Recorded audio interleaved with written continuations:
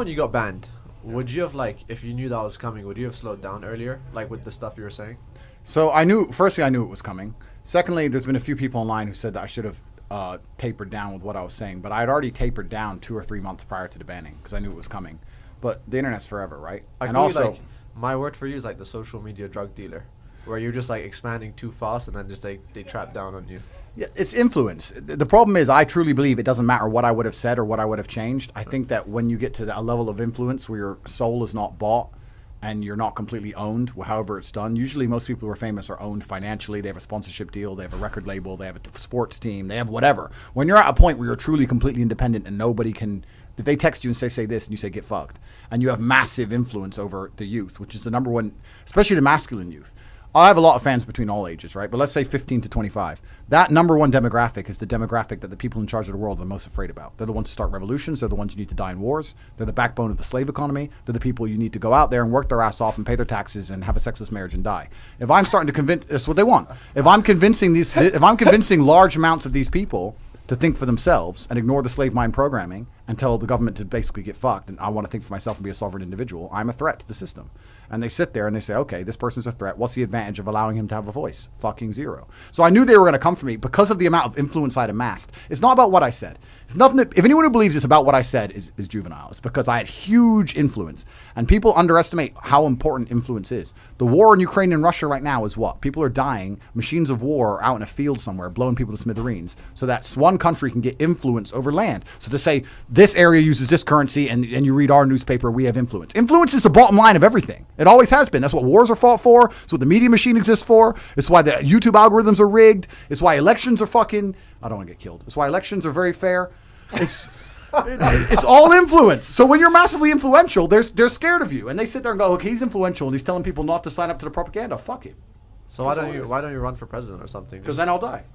Then he'll be shot. He'll be Then like they'll kill JFK, yeah. Get Jeffrey Epstein. Yeah, 100%. Yeah. And hang yourself. Bro, it's a real concern for me. People think I'm crazy, and the reason I talk about this on every podcast is in case it happens. So there can be TikTok clips of me saying that I would never kill myself. Because I'm telling you, you get 3 stages in life. First, they shut you up, and if that fails, then it's false jail charges or it's death. I'm telling you. Well, don't release a Machiavelli album and do a 2-pack. So if you believe that, why would you keep going? Because I have a duty to myself and God, my friend. Then I have to sell my soul, and I'm hoping I inspire other people to do the same and understand that when you shut up, when you be quiet and you ignore objective reality and you ignore one side of the argument, this is how they purport their lies. This is what The Matrix is. The movie The Matrix is people being used for their body heat and their mind is living inside of a false reality to keep them occupied. What is the difference now? We're all out here working jobs, being used for our body heat, living inside a version of reality which is objectively false. Objectively, they will tell you there's things happening that aren't happening. They'll tell you to be afraid of things you shouldn't be afraid of. They'll tell you a fucking giraffe is a horse. They'll tell you all this garbage, and you have to ignore your own eyes and absorb it and accept it. It's all, the whole world's fake. Everything's fake. And I don't think many people actually understand how fake it is. Every single thing from the World Health Organization to the federal system to the legal system to the judicial system is fake. It's all a scam. I actually saw a tweet or someone shared it apologizing Yeah. about a vaccine or something like I that. went crazy. Like, so I was sat at home and I saw the relatively old news piece that was saying the vaccine was never tested to reduce transmission. And I saw this as an opportunity a year and a half ago to make a very viral video where I was saying, come on guys, you're banging coke up your nose that probably came into the country up someone's ass, and now you're moaning about a vaccine. And I was like, there's a good angle here, and people are like, ho ho ho. And he's praising the vaccine, and I was like, virtue, cheers guys. But then when I came around, I was like, fuck, a lot of people that I ripped into I owe an apology to. Yeah, they lied to you. Yeah. They lied. This is what I'm saying. The pandemic, or I don't even like calling it that because it's a lie, but the whatever you want to call it, that is a perfect example of how they can completely purport a false version of reality. Anyone who talks against it gets deleted. Everyone who talks for it gets amplified. And they make you afraid of something that you never saw with your own eyes. I ask people this all the time. Did you objectively see? Did you see people falling down the street? Did you see long lines outside of hospitals? Did you see ambulances running left, right, and center? Did you see what they told you was happening? The answer is fucking no. They told you it was happening enough times for you to believe it. That's all that happened. It's a fucking scam. It's the Matrix, bro. It's a lie. It's a fucking scam. If they would have never put it on the news and you lived your life as normal, you wouldn't have noticed the fucking thing. Yeah. Think what they did to people over 3 years. So let's say that you continue to grow, and you start to pull minds out of the Matrix. Is there a point that if we get too many people out of the Matrix that there could be a collapse? Because ultimately, the way things are going, it's a broken system. But if we bring everyone out of that broken system, yeah, then it's right. Yeah. So there's almost an element of you getting people that are loyal to you, taking them out, and the others that hate you, you just kind of leave them in. That's exactly it. The whole world, you can't unplug everybody because then society would collapse, right? But I do like to think if there's a contingent of free minds, it prevents tyranny. I think that if not enough people stand up, I do think it's genuinely a battle of good versus evil. I think it's simple as that, Tam. I think if someone's not standing there saying this is wrong, then evil wins. Think how many things they're already purporting on our children in the Western world. For sure. Imagine if no one stands up, and very few people do. Imagine if no one was. Imagine how fast it would accelerate. This is genuinely a battle of good versus evil. Dubai is insulated. Eastern Europe's semi-insulated. Certain parts of the world are. But if you go to America and send your kid to school and read the shit that they're going through on a daily basis, it's fucking evil. Someone has to stand up and fight this stuff. No, I've got kids, and for me, this hits home because I'm a Muslim. I have my beliefs and values, what I think, but I will never push it as a Muslim. It's not allowed. It's not like maybe I don't agree, but whatever someone chooses to be or their sexual orientation or whatever, it's not my problem. I feel like anything pushing an agenda on innocent, people who can't even decide, who are not mature. What does the word mature mean? Going through puberty, also mentally being mature. Yep. It doesn't mean your balls could drop at like 10. I saw kids in my school with beards, like little Pakistani kids, and I'm next to them and they have big beards, you know what I'm saying? In the school, and my moustache was, and I was growing out, I looked like a fat Hitler, but my point is that still doesn't mean you're mature enough to make a decision. Like nowadays, my kid can swipe up on my phone when a message comes to watch YouTube.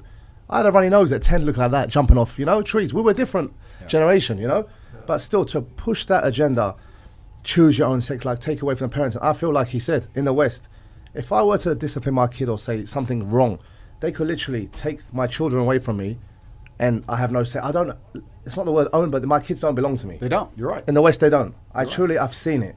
They bring you these books, and again, it's not about that, what you believe and what you're not, but you can't push it. The same way, I will never let Muslims push an agenda, everyone be Muslim or everyone be a vegan. Everything's the same. It should be the same.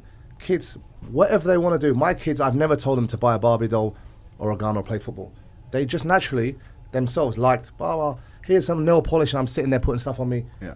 Just let them flow. Yeah. I tried to get them to wrestle and go hit pads, and I was like, no, I said, come on, kickboxing, but they didn't want to do it. Yeah. So it's something, a natural inclination, in my opinion, was in there from genetic makeup, in my opinion, that people tend to do what they do, But pushing that agenda is scary, and hence why I chose to live in Dubai and raise my kids, especially here, because I don't want to have these books where, just confusing them at an early age, or where you can choose your pronoun.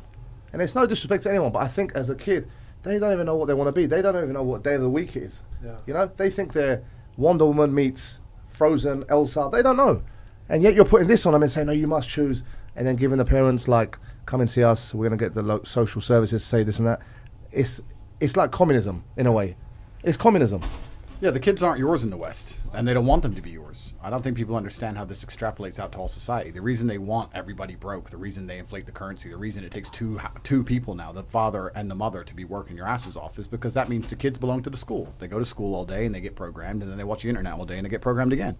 They're not your children, and Tam's right. You should be able to have children with the idea of raising them how you see fit, however that is. We can't tell other people how to raise their kids, but no one should be telling us how to raise ours. And you nailed it. In the West, social services, XYZ, if you want to discipline your child or tell them something ain't real, they tell the teacher, you lose your kid. You don't own your kid. You don't own your house because they'll take that from you if you don't wear your mask. It's all bullshit. Like most people don't realize on every level how corrupted society is. It's truly scary, and that's why I stand up and say these things. And if they kill me, it was nice meeting you, gentlemen. But in the UK now, if you take your kid out of school, you get fined. So if you want to take him on holiday during term, you have to pay money. You're like, hold on, I'm giving you one less kid to educate. That's a spare seat in the class. Yeah. Exactly. It's bonkers. But you don't think there should be some rules? Like, just wondering. There should absolutely be some rules, but you need checks and balances and everything, which is why you need somebody to talk. You always need someone to talk against the rules, even if the rules are completely right. Yeah. The second you have nobody talking against any kind of agenda, it becomes tyrannical, no matter what it is, no matter how well-intentioned it is. I actually believe a lot of the things that exist now to keep society in order were started with good intentions. I don't believe that Facebook or social media was started with the intention of controlling populations, but it just ends up there. That's how it ends up when they become powerful. So yeah, you certainly need rules, but now we're in a situation where certain people can make rules and other people can't talk against them. And that only leads one place. That can't lead anywhere good. Yeah, but you see, rules are evolving. Yeah. For example, who knows what's next? Legally marrying animals, or legally, like, your kid can... I don't know, it's just changed. Is it like in the 60s, there was a certain way. Even when I was young, like in the 80s, I remember, there was discipline. Like, you chatted shit, an old guy outside a pub will just punch you. Yeah. Nothing will happen. Yeah. Or another, I will go around my friend's house, say we kick the football, hit the window. His dad could really give me a bollocking. It was just the norm. My parents would be like, that's okay, I understand. Or teachers used to, what was it, the cane. Yeah. I'm not saying hit, but there was discipline. Now teachers can't even tell a kid off. I'll tell the teachers, listen, that's their job. Teach them discipline. I don't mind that. Now kids like, no, then the parents come, threaten the teachers. Yeah, that's Bro, crazy. it's like, it's havoc. Me, I'm kind of half and half in my head about it. Like, sometimes I say anyone should be able to say anything, post anything. Especially like even when you got banned, I was like, well, should someone really get banned? Just don't watch their content if you don't like it.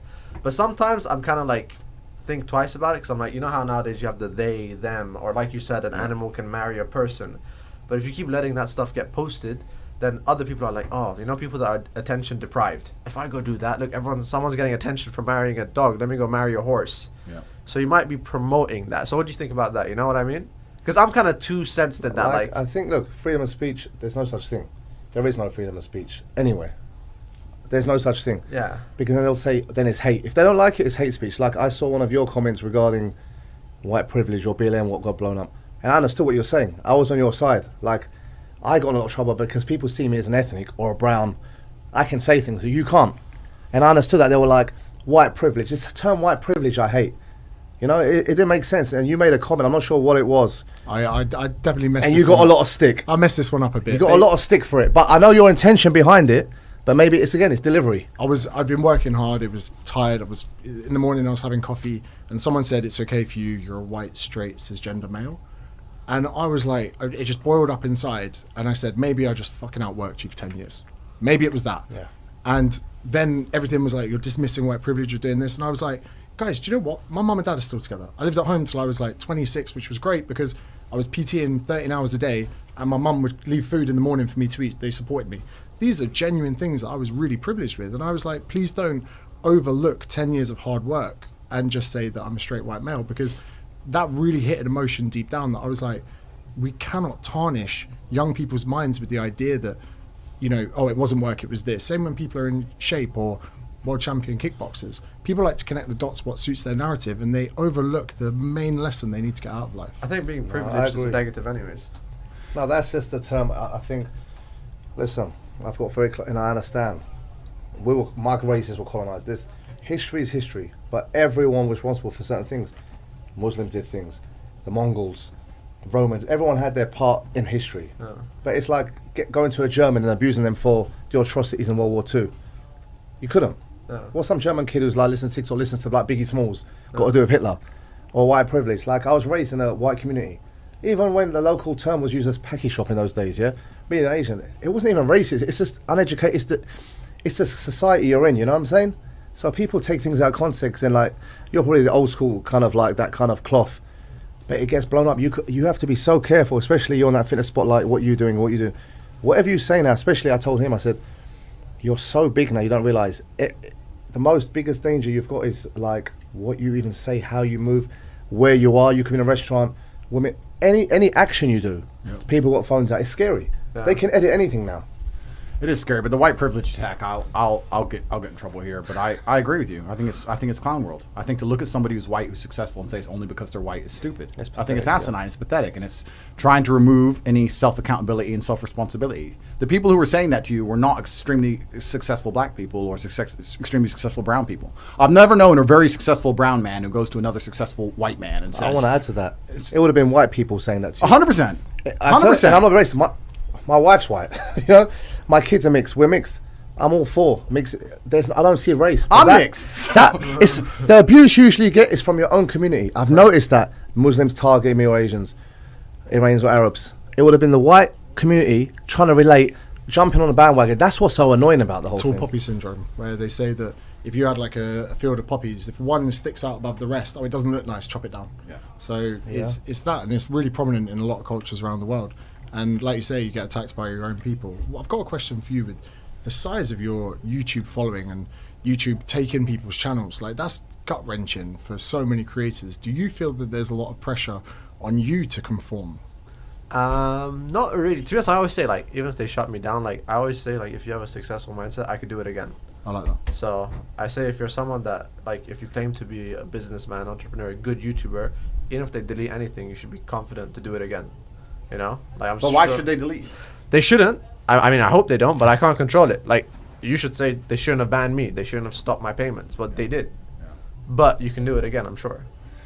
That's true, yeah. But I think It sucks, though. It sucks. I know what you're saying, but I think it goes beyond that when it gets to really critical issues like, let's say, the vaccine or raising children, etc. When they start deleting one side of the argument, it's different than deleting an entertainer, right? When you're deleting genuine information, it goes from beyond inconvenience into actually shaping the narrative of the world. But what do you do about that? Yeah, well, that's the question. What you do is you do what we're trying to do now is make people think and understand that these people are trying very hard to control a narrative. I don't blame them. Like we're all business owners, right? If you had somebody who worked for your company who defied your logic and didn't want to listen to you and didn't agree with the way you did things, you'd fire them.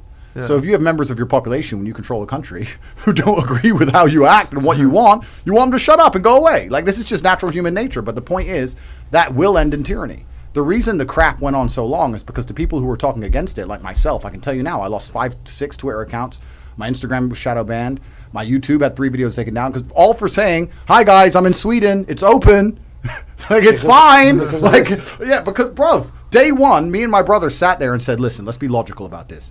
If this kills us two military age males, as strong as humans can be, then society's over. Civilization's done. So there's no point hiding from it." So we went to Sweden because it was open. Went to the club.